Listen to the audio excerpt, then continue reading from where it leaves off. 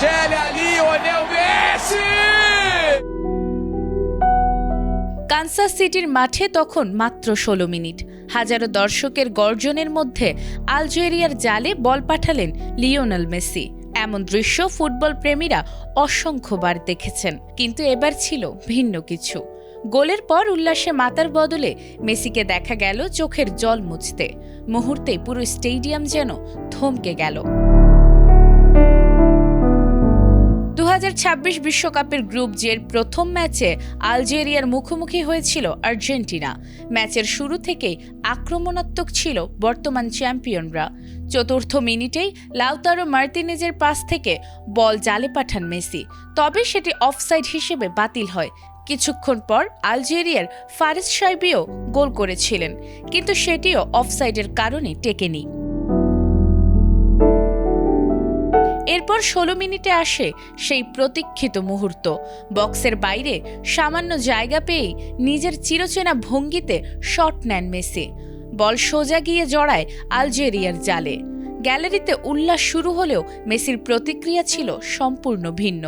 গোল উদযাপনের মাঝেই আবেগ ধরে রাখতে পারেননি তিনি।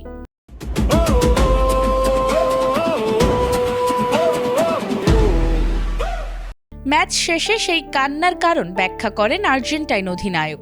৩৮ বছর বয়সী এই তারকা জানান, বিষয়টি ফুটবলের নয়, ব্যক্তিগত জীবনের কিছু কঠিন ও জটিল সময়ের মধ্য দিয়ে যাচ্ছেন তিনি। তবে সতীর্থরা সব সময় পাশে ছিল, তাকে ভালো রাখার চেষ্টা করেছে, এজন্য তিনি তাদের প্রতি কৃতজ্ঞতা প্রকাশ করেছেন।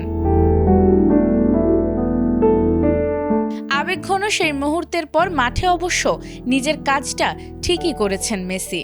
আরও ২টি গোল করে পূর্ণ করেন ক্যারিয়ারের প্রথম বিশ্বকাপ হ্যাট্রিক। তার দুর্দান্ত পারফরম্যান্সে আলজেরিয়াকে ৩-০ গোলে হারিয়ে বিশ্বকাপ অভিযান শুরু করে আর্জেন্টিনা।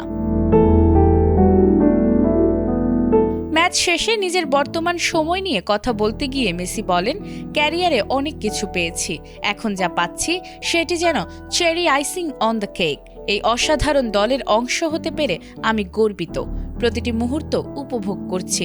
তবে ম্যাচের ফল কিংবা হ্যাটট্রিকের চেয়েও বেশি আলোচনায় এখন সেই এক ফোঁটা অশ্রু, কারণ কখনো কখনো একজন কিংবদন্তির চোখের জল তার গোলের চেয়েও বড় গল্প বলে যায়। নাজমুন নাহার জান্নাত, এটিএন বাংলা।